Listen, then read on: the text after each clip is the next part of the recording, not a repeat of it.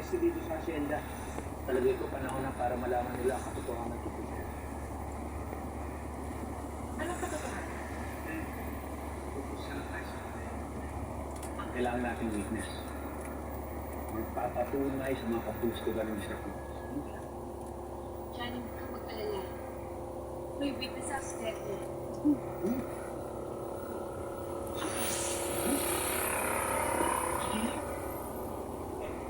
Ano nakita mo? Bago nangyari ang accident?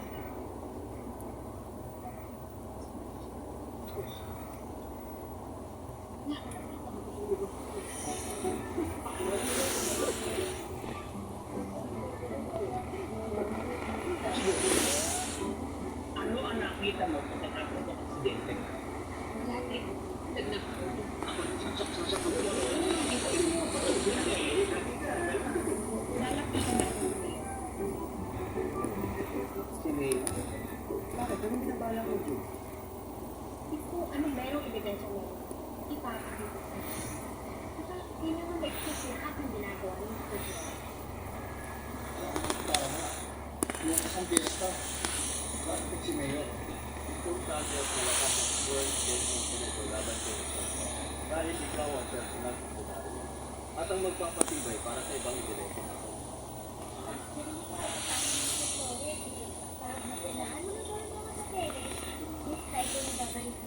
Hindi naman ba pwede yun?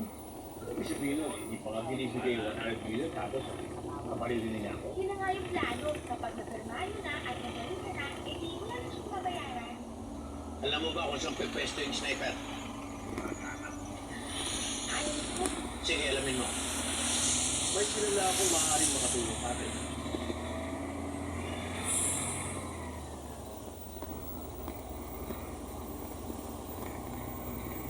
Hello? Governor.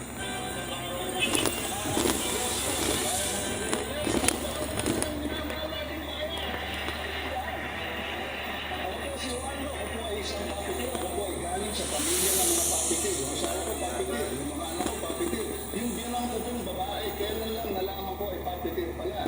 Wala, ilang taon na ho ba yun? Ay, yung 84 years old, dalaga pa. Baka may interesado dyan.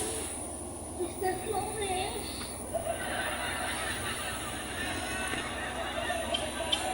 Wala, 84 years old. Kumusta lang kaya yung age of 84? Ay, age of 84. Atat ang sakit ko. Hindi talaga mga tumatanda. Dumadami ang sakit. Ano yung una ng sakit? Eh, nung nakapalipot na ako. Ano ba naman? Natutunan mo ang tuhod ko. Sumasakit.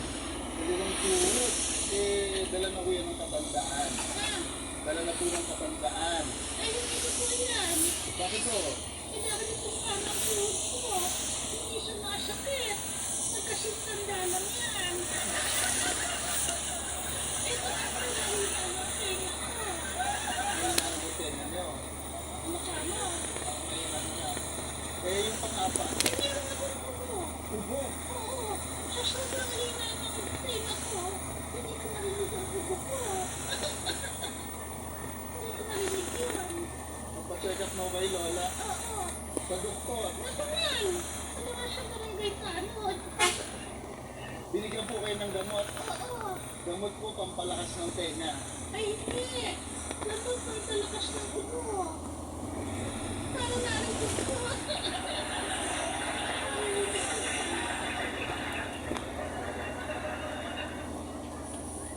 Ngayon, i-advise ko sa ikaw para sa'yo at sa mga taga-santay mo. Dito mo mo ngayon, dahil kondisyon na, ka-paper pa.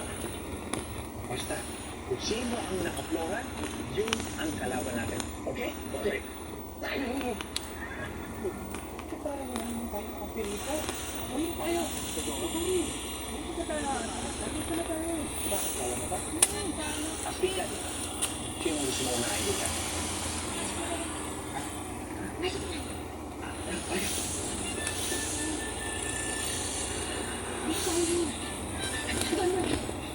Please, huwag dito. Tandaan ka ako. Hindi dyan.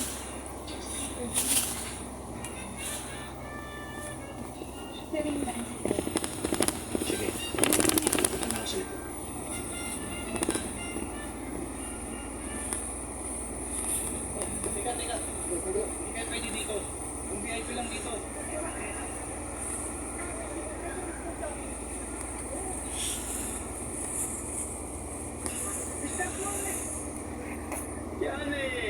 So nice of you to come. Temperature, 29 degrees Celsius with velocity.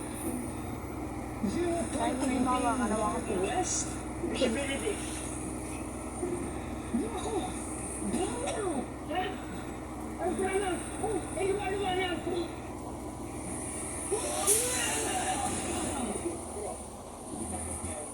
Kailangan namin makausap si Mayor. Mayor! Mayor! Wala na ko na.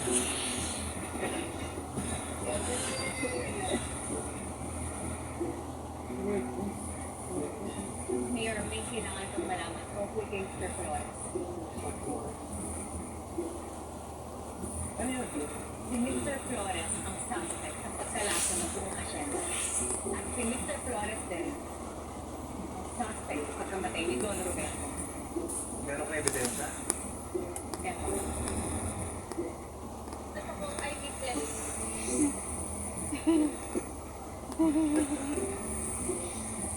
Mayor, kailangan mo mapigilan ang pirmahang mangyayari. Paano ko naman siya pipigilan? Hindi matali kong kaibigan si Mr. Flow.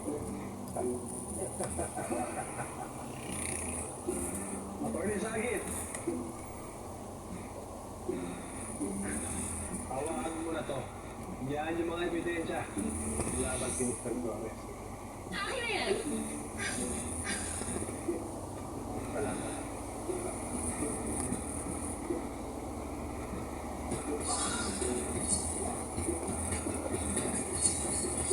wala ka namang pirma ka ng New York sa'yo. Mga papeles, pipirma ko na. Attorney, New York sa'yo. Come on. Ayan. Okay. Hoy, wala kang karapatang pirmahan yan. Taksil kang kaibigan. Ay ka. Sino kang mansot ka para pigilan pumirma ng nakilong Roberto? Hindi siya ang tunay na anak ni Don Roberto. Sino, ikaw? Hindi din. Eh, sino? Ako. Ako ang tunay na anak ni Don Roberto. Ang ganyan magsalita, madaling mamatay. Ayun din yung ano.